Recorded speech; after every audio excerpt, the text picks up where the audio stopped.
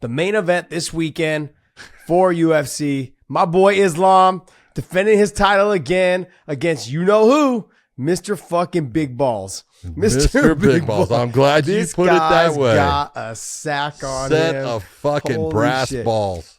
People said he fucking clank. came with a wheelbarrow. I said, fuck They no, clank, a dump dude. truck. He's got a dump truck. He's got just nuts fucking hanging and dragging on the ground. This guy's, man, he's a stud. The one thing I will take away from this, though, is leading into this fight, he's made it very clear in a lot of the interviews. He's like, everything is working against Islam. He's like, I have nothing to lose. He's like, all the pressure's on him. We're fighting him in Abu Dhabi. I said we would do it. I told him, in the last fight while we were in the cage, we'll do it again, and perhaps maybe in Abu Dhabi is what Islam said. And Volk said, yeah, well, guess what? It's fucking here and it's happening.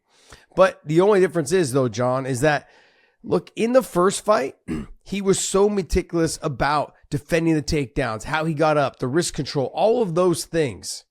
In this fight, him going away because of the shoulder surgery. I think he had shoulder surgery. He also had hand surgery. Was it one of the two? Elbow. I thought he had shoulder surgery. Okay, No, he broke so his hand.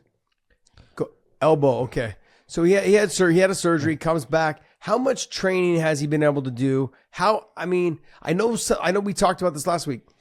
The ability to go ahead and just push it to the side. When I fought Caligiuri, I had no cares in the world. I knew I was getting paid a lot of money. Came in on 10 days notice.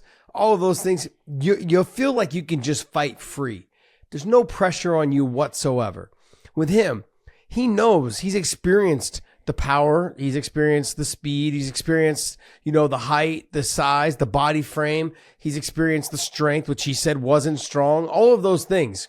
He knows what to expect. The feeling out process is over. I've spent 25 minutes in the cage with this guy. I know exactly what to expect.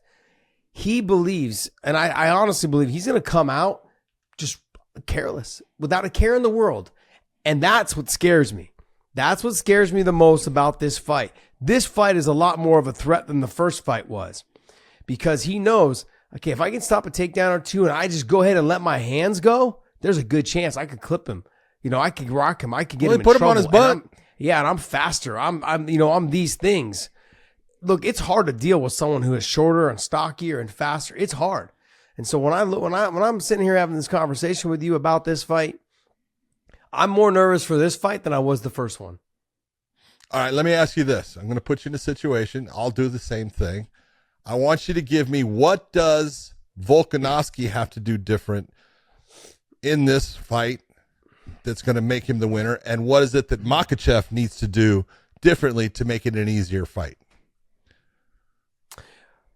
What does each guy have to do to get the win? Let's hear it. Okay, I get that. I think that's pretty easy. With Volk is that when he gets into that range, he's got to go. He's the faster fighter. He's got to let his hands go, and he's got to throw a little bit more caution to the wind. He's got to make Islam fight at a pace that he's not used to fighting at. In the first fight, he didn't do that as much, and that's why in the fifth round, and a lot of it I think had to do with the rehydration period. Didn't have the full 36, 38 hours, whatever it was, to rehydrate. I think some of that's going to play a factor. Sure it is. That played a factor in the last fight, which won't be as much of a factor in this fight. Alexander Volkanovski needs to pull the trigger, needs to let the hands go inside. He's got to go with the kicks. He's got to set up his kicks with his hands. Use that speed. That little tiny body is going to be hard to grab and control and hold down. Everyone that I've ever trained with that was a little bit smaller than me, that was stumpy like that. Fire Justin plug Wilcox, body. Yeah, and a fire plug body. And that even though it's a 5-round fight, I believe that he has a good 3.5 rounds in him. I think he can fight 3 rounds at a good hard pace. I think he can fight 5. It's just part of who he is. I know, I get that. I get what you're saying, but it's going to be hard to go 5 with a bigger body. I think he's going to have a harder time. Could. If this was at 45, I'd say yeah all day long. He's used to dealing with those guys. He's used to dealing with the speed of those guys, the strength of those guys. This is a bigger body. It's going to be, and body frame. By the time they actually weigh in, and I know they're going to weigh the same. They did last fight. This time though, Volk's got to pull the trigger, let it all go. Look, Islam. He doesn't have to do anything different. Oh, I think this fight, I don't think he does. And let me explain to you why. Okay, go ahead. It's because Volkanovski is not going to be the same fighter. What Islam needs to do is he needs to wrestle him as much as possible and control the top position a lot better. get to the back, get to the, don't be afraid to attack submissions, get back up to your feet if you need to. But I think he's got to be very aggressive on controlling that top position. And not so much like there was moments in the first fight where he got the control and then he focused on the striking and then Volk was able to get up. No, he needs to, in this first 2 rounds, he needs to hang on him. He needs to slow him down, really make him use his strength, use everything in his body to keep himself on the feet. Because I think as you start zapping that energy, doesn't matter how, like you said, he's got 3 rounds in him, but he doesn't have 4 and 5. And as one little mistake we found out, and like in the first fight, you start making mistakes as the fight goes on. But now you didn't have a full camp. Islam does the same thing, and I think he gets him out of there. I think he does. But like I said, I'm dangerous though, because Alexander Volkanovski doesn't have anything to lose. He knows he's coming in on last but knows. He can let the hands go. He can just be, hey, if I get taken down, I believe in my ability to get up. I believe in my ability to go ahead and attack some submissions to threaten you, to release off of me so I can get back to my feet. He's really fast and really good at getting back to his feet. I don't think Islam needs to change too much. I think Volk just needs to pull the trigger more. That's really what it comes down to. Pull the trigger. I'll give you, he does. He needs to establish that I'm going to come in at times that you're not even expecting it. And I think you have felt the grappling with him. Believe in yourself. You know that you can grapple with him. You know that you can be in those positions to utilize. He's very good in the clinch with dirty boxing, with elbow strikes.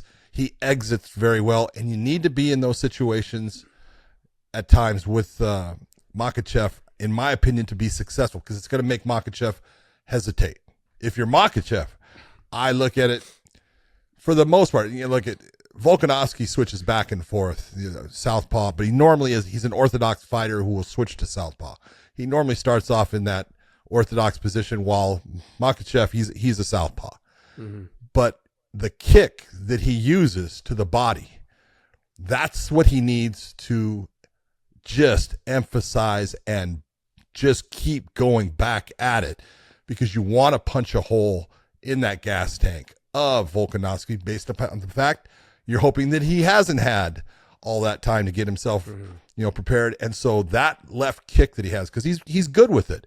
Like if you're going to look at speed, what's that? Oh yeah, he is. Yeah, that left kick is going to be money. That left kick is super important in this fight. If he establishes that and is able to punch a hole into the body of Volkanovski, it's going to slow Volkanovski down completely throughout the fight in every range. And so I think those are the things you want to. I agree with you. If Makhachev gets into a takedown situation, hang on him. Put pressure on him. Squeeze him. Make him have to work to get himself into those, and then return him to the mat. Make it to where he works hard and gets no benefit out of it. And those are really, you take a look at both things, it's really not that big a thing, but it can play big dividends in the fight for each of the fighters. And I agree. I think that Volkanovski going into this, man, let's be honest. He is in a position, I don't think he does have anything to lose. Look, he's the featherweight champ. Everyone knows he's the man there. You talk about pound for pound. If he loses to Makhachev, is it going to move him at all? No, it's not going to move him. Well, I think that they're 1-2 right now. You think it's going to move? It's not going to move him.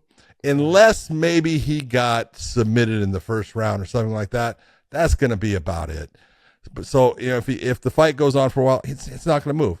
So it'd be a loss on his record. He's already got a loss on his record. What is there to lose? Just go hang it out, and go against the guy that everyone looks at as the number one guy there is, in the world at that weight class. Okay. Let's see what happens. I think it's the perfect scenario, and it is, no matter what. It was in Perth, Australia, the first time for Volkanovski, and it's kind of like a home game for Islam, where it is in on Yaz Island stuff, and that's okay, because again, you're going in. It's the people aren't going to be rooting for you. So what? It's good. I got nothing to lose. 100% agree. Okay.